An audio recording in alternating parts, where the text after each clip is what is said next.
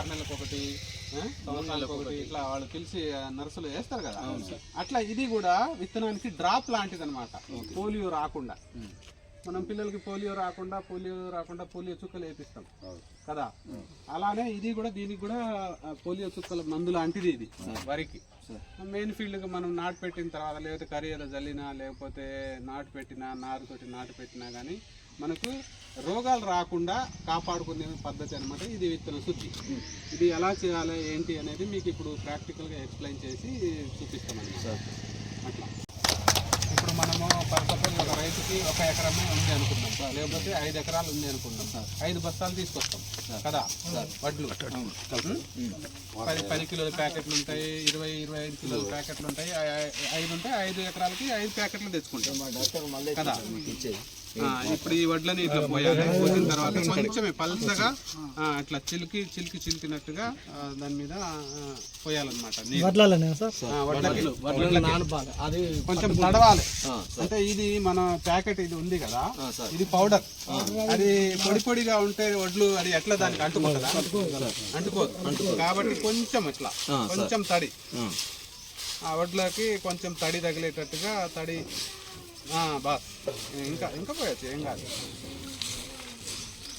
Powder దానికి పట్టుకునే ఈ పౌడర్ మనము 1 గ్రామ్ 1 కిలో 1 గ్రామ్ 1 కిలోకి ఫర్ సపోజ్ 10 కిలోల ప్యాకెట్ ఉంది అనుకో, 10 గ్రాములు. ఇప్పుడు మనకి ప్యాకెట్ ఎంత 100 గ్రాములు. నేను సహాయ వ్యవసాయ సంచాలకులు చెన్నూరు డివిజన్ నుంచి పని చేస్తున్నా, కొత్తగా వచ్చానమాట, 4 నెలలు అయింది. ఈ చెన్నూరు డివిజన్లో 5 మండలాలు ఉంటాయి, అందులో మన మందమర్రి ఒకటి. మన వెంకటాపూర్ మందమర్రిలో వస్తుంది కాబట్టి ఈరోజు మాకు ఇక్కడ ఈ డెమాన్స్ట్రేషన్ ప్రోగ్రామ్కు మనకు తిరుపతి ఇన్వైట్ చేయడం జరిగింది.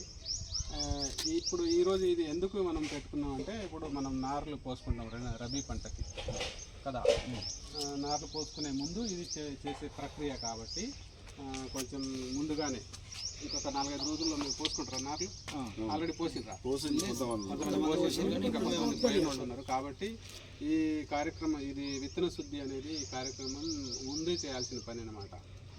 నారు అలికే ముందు ఇది చేసి విత్తన శుద్ధి చేసి మనం నారు కనుక అలుక్కుంటే తర్వాత నాటు పెట్టే టైంలో నారు పెట్టిన తర్వాత మెయిన్ ఫీల్డ్లో వచ్చే రోగాలు ఉంటాయి చూసినావా, అగ్గి తెగులు, పొడ తెగులు, తర్వాత మన బ్యాక్టీరియా ఆకు ఎండు తెగులు అని ఇట్లా 4-5 రకాల తెగులు ఉంటాయి ఈ వరికి.